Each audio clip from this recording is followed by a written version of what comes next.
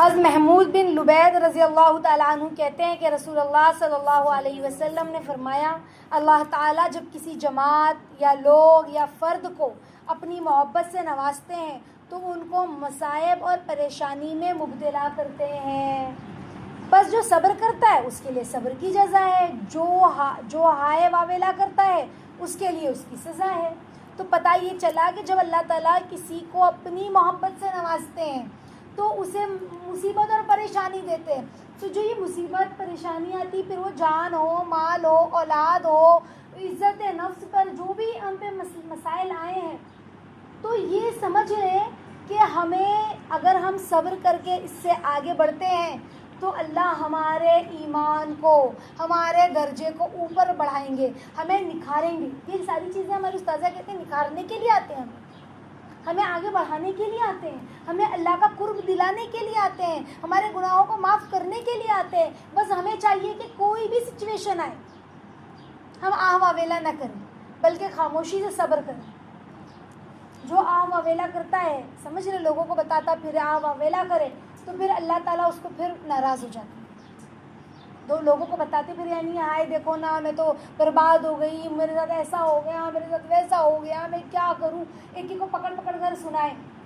کوئی بھی حالات ہے،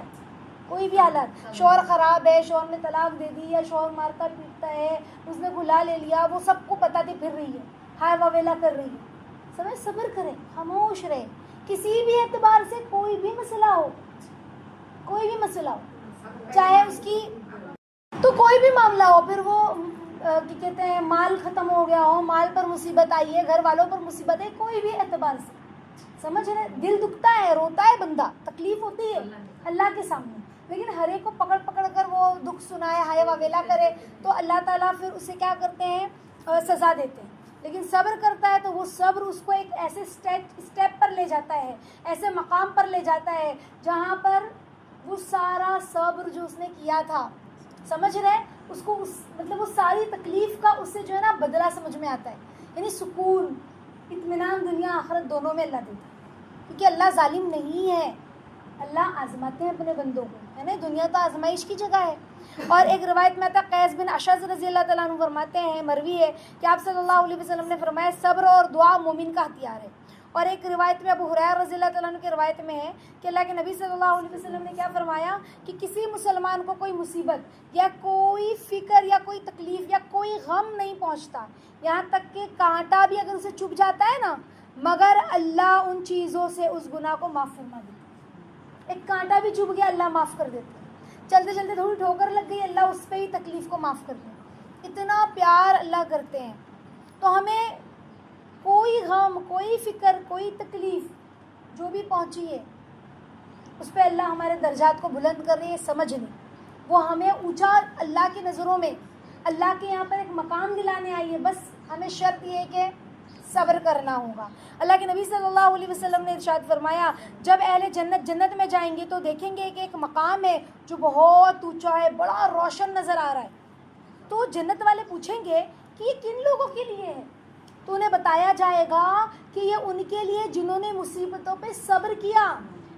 تو وہ جو جنت والے ہوں گے وہ یہ کہیں گے کہ اگر ہمیں یہ معلوم ہوتا کہ صبر سے اتنے اونچے مقامات ملنے والے ہیں تو ہم یہ پسند کرتے دنیا میں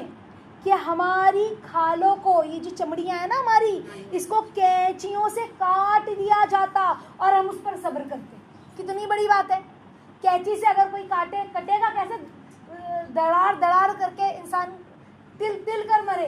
ایک چاقو سے کٹ لگے اس کی تکلیف، اور کینچی سے دھیرے دھیرے آپ اپنی چمڑی کاٹو اس کی تکلیف کیسی ہو، ہاں سمجھ رہے۔ تو کہا کہ وہ جنتی اس مقام کو دیکھیں گے، وہ روشن چمکدار اتنا زبردست، تو کس کا ہے یہ؟ یہ تو صبر کرنے والوں کے لیے جو دنیا میں صبر کرتے تھے۔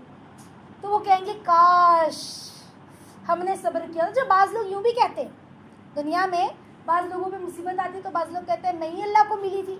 میرے ساتھ ہی ایسا ہونا تھا، ہر تکلیف، ہر دکھ، میں بچوں کے اعتبار سے بھی پریشان، شوہر کے اعتبار سے بھی پریشان، وہ ہمیشہ میں پریشانی میں نے دیکھی ہے، فلاں کو دیکھو، میری فلاں بہن کو، میری فلاں دیورانی کو، میری فلاں جٹانی کو، وہ کتنی خوشی سے، اور میں ہی پریشان ہوں، میری قسمت خراب ہے۔ لوگ یوں کہتے ہیں، کہ کیا اللہ کو مجھ پر رحم نہیں آتا؟ استغفر اللہ، اللہ ظالم نہیں ہے، اللہ ہمیں نہ جانے کیا مقام و مرتبہ دلانا چاہتے ہیں، بندہ سوچ بھی نہیں سکتا، سمجھ رہے؟ بندہ سوچ بھی نہیں سکتا، سمجھ رہے؟ اچھا بندے پہ تکلیف آئی، مصیبت آئی، پریشانی آئی، تو بندہ اگر اللہ کے سامنے یہ کہہ روتے ہوئے کہ اللہ میں بڑی گنہگار ہوں، میں بڑی خطا کار ہوں، کہ میں اتنے مسائل میں گرفتار ہوں، ضرور میں نے کوئی خطا کی، اللہ مجھے معاف کر دے، تو پھر اللہ بندے کو معاف کرنا ہے۔ لیکن اگر بندہ یوں اللہ سے کہے کہ اللہ کیا آپ کو مجھ پر ترس نہیں آتی، کہ اللہ آپ کو مجھ پر رحم نہیں آتا، تو بندہ اس طرح عام اویلا اللہ کے سامنے بھی نہ کرے، سمجھ رہے؟ اللہ کے سامنے بھی وہ صبر سے رہے، آنسو بہ رہا ہے، اللہ دیکھ رہے اس کا دل چھلنی ہوا ہے، اس کی آنکھوں سے زاروں قطار آنسو جاری ہے، لیکن پھر بھی بندہ کہتا ہے اللہ میں صابر ہوں اس بات پر، آپ مجھے اسی طرح دیکھنا پسند کرتے ہیں، تو اللہ میں اس پر راضی ہوں، اللہ آپ جانتے ہیں مجھے رونا آ رہا ہے، لیکن میں آپ ہی کے سامنے رو رہی، کسی مخلوق کے سامنے نہیں، لیکن اللہ میں اس پر راضی ہوں۔ تو بتاؤ اللہ فرشتوں کو نہیں دکھاتے ہوں گے، دیکھو میرے فرشتوں، اس نے کیسے صبر کیا ہے، لوگ تانا دیتے ہیں، لوگ اس کو کس کس نگاہوں سے دیکھ رہے ہیں، لیکن اس نے صبر کیا، سمجھ رہے ہیں؟ صبر بہت بڑی دولت ہے، بندہ سوچ بھی نہیں سکتا کہ خاموش رہ کر اس نے جو زہر پیا ہے، جو صبر کا جو گھونٹ پیا ہے، بظاہر وہ زہر لگ رہا ہے، لیکن وہ کون سا امرت ثابت ہونے والا ہے، وہ کون سا جو ہے نا اللہ کی طرف سے انعام ثابت ہونے والا ہے۔ یہ زندگی اس کو صرف نظر آ رہی ہے نا،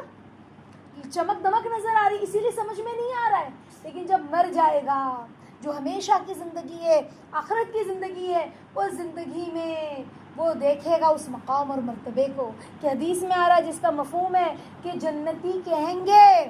کاش ہم نے بھی اس لیول کا صبر کیا ہوتا کہ دنیا میں ہمارے جسموں کو کینچیوں سے کاٹا جاتا اور ہم اس پر صبر کر لیتے تو ہمیں بھی وہ مقام جو نظر آ رہا ہے مل جاتا۔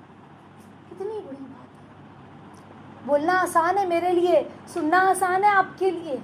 لیکن جس نے صبر کیا وہ کیا دولت ہوگی صبر کی نا،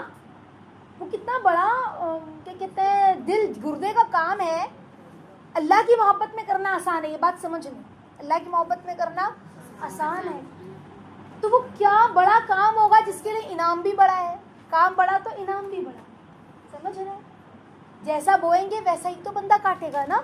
تو اللہ تعالیٰ ہم سب کو عافیت کے ساتھ صبر کا معنی مفہوم، صبر کی برکتیں عافیت کے ساتھ